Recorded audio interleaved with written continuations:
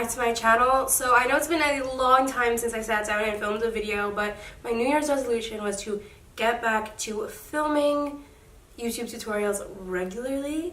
So I'm going to try to do that as best as I can. I really want to. It's just that YouTube is definitely such a hard market to get any sort of attention on. So today I'm going to be reviewing and demoing the new Nars Radiant Longwear foundation. I've heard some really good things about this and a lot of people obsessing over it, and so I figured I would sit down and do a full kind of review on it because that's what seems to be doing well on everyone's YouTube. This is the unicorn. It comes in super sleek, super Nars. It is definitely a Nars packaging. I don't know what's on there. And this is the unit itself. I got the shade Stromboli and I'm hoping it is the right shade. I've never used a Nars foundation before. This is glass and this is like a matte black finish. And then it has a pump. So that's really, really nice to know because I know some don't have pumps and I prefer pump compared to foundations that do not have a pump.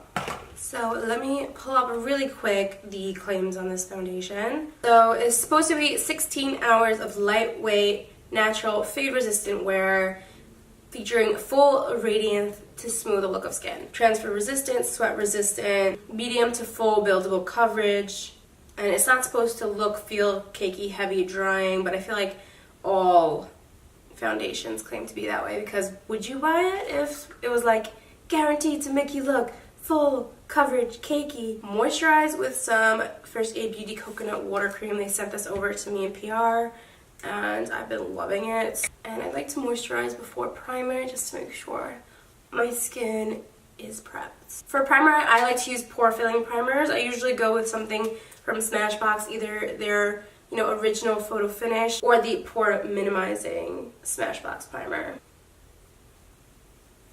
So I'm going to apply this the way I normally apply foundation, which is with a brush first and then I go over it with a sponge. I'm going to start with 2 pumps and then see how that goes.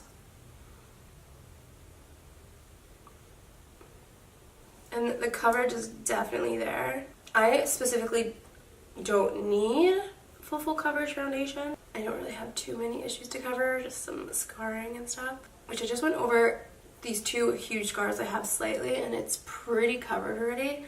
In my mirror I feel like I can still see them, but on camera they look pretty covered. So this is 1 layer. It's pretty nice. I just need a little more coverage on the areas I do have a little scarring going on. So right off the bat, it kind of reminds me of the Fenty Beauty foundation. I love the Fenty Beauty foundation. The only kind of faux pas, if that's the right word or phrase to say, my only problem with it is that, for me at least, is that it's not too long wearing. I wore it to Gen Beauty because I love the finish of that foundation and the way it makes your skin look.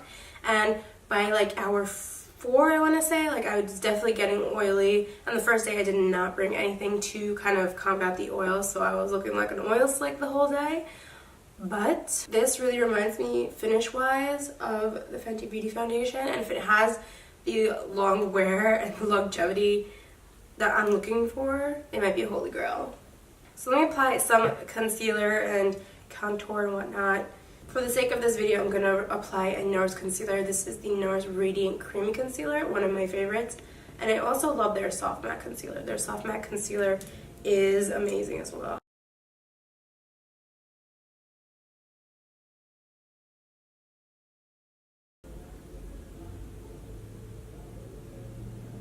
So for concealer, I always blend it out with a sponge. I'm going to be using one of the Morphe sponges. The Morphe sponges are the only other sponges other than the Beauty Blender that I like.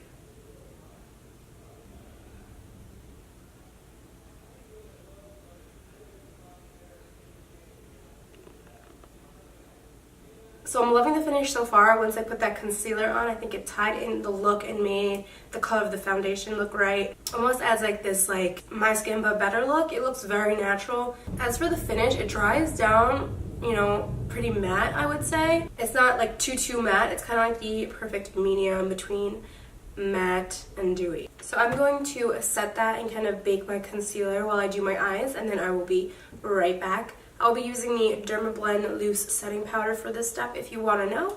and I'll see you in 1 second. So I'm just going to contour, blush, highlight, and see how that sits on top of the foundation. So for contour, I'm using the Kat Von D Shade and Light palette.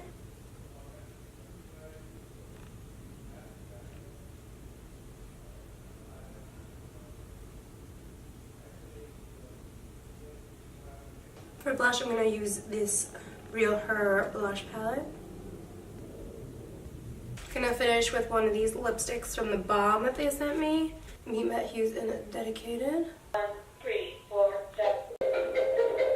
So this is the final all-together look. Overall, I do love the foundation. I did try a new highlight for the first time, and I don't know how I feel about the highlight. So the one thing I really like about this foundation so far is that it doesn't settle into the fine lines on my face, like in my forehead, and my smile lines would be like the most visible from, you know, another person's perspective, because that usually is the very first place like my foundation settles. Like even other foundations, it settles there first before I'm even done doing my makeup.